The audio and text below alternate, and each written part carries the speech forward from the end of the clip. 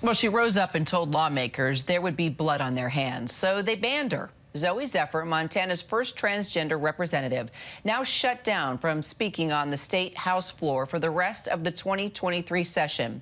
It was a decision made by the Republican-controlled Montana House, and it came as punishment, claiming that she violated decorum after telling her colleagues that a bill banning gender-affirming care for minors would result in suicides. So when I rose up and said, "There is blood on your hands," I was not being hyperbolic.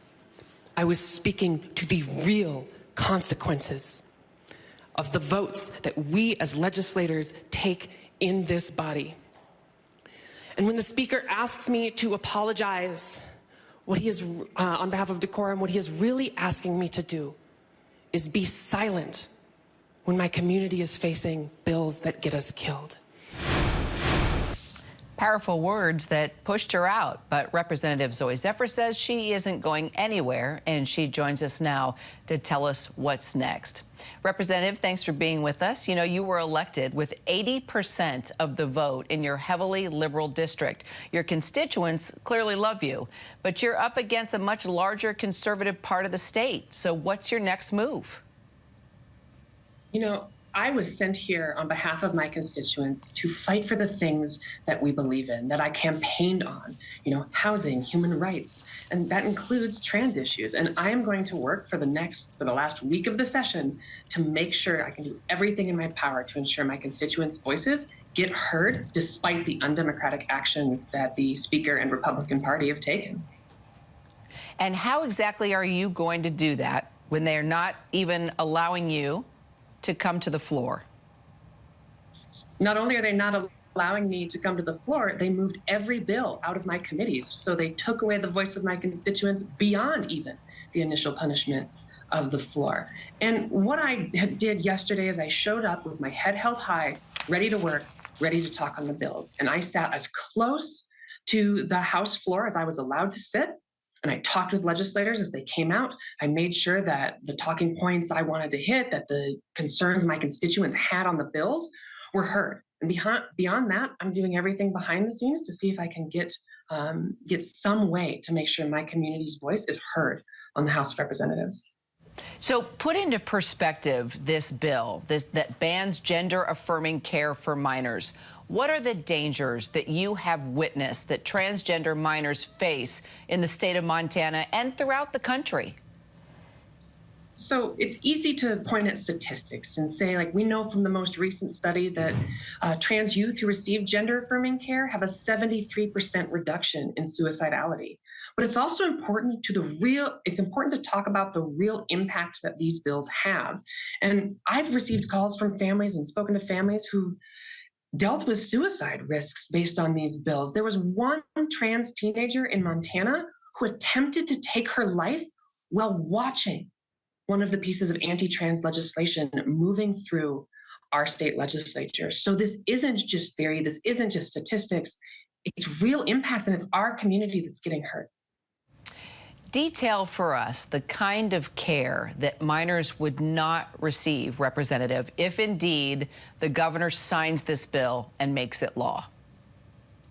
So if you're trans youth receiving gender-affirming care, the first step of that at a young age would look like socially transitioning, which would just be allowing a child to grow their hair out, cut it short, use a different name or pronoun if they so choose.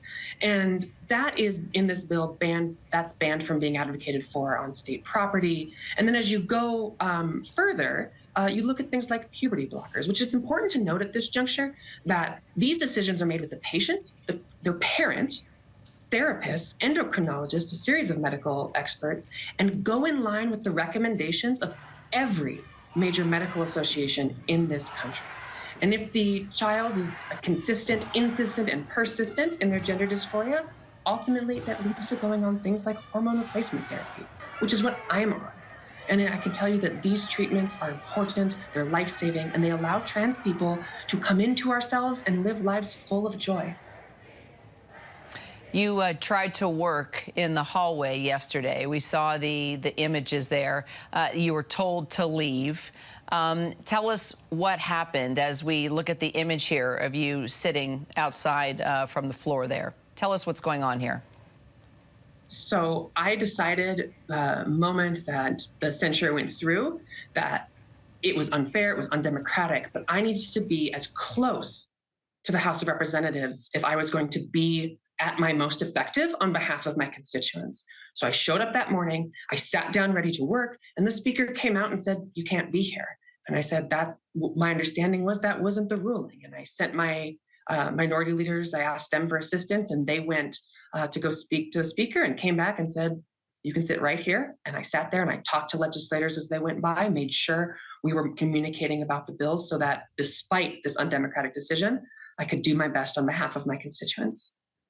Have you received any support from any Republicans, maybe even some Republicans behind the scenes that want to maybe remain anonymous? Yes, I think people recognize that that decorum, the reason they gave for my silencing and the silencing of my constituents has been applied unevenly throughout this session. We've had legislators screaming during their closing, legislators insinuating that my existence itself somehow sexualizes children. And there are legislators on the Republican side who behind the scenes recognize that this is an unfair application of decorum. So do you think you will get more outspoken support from the Republican side? I mean, clearly you've got it from your constituents, the liberal side, the Dems for the most part. But do you see in any way, shape, or form that you might get a surprise show of support possibly from Republican lawmakers?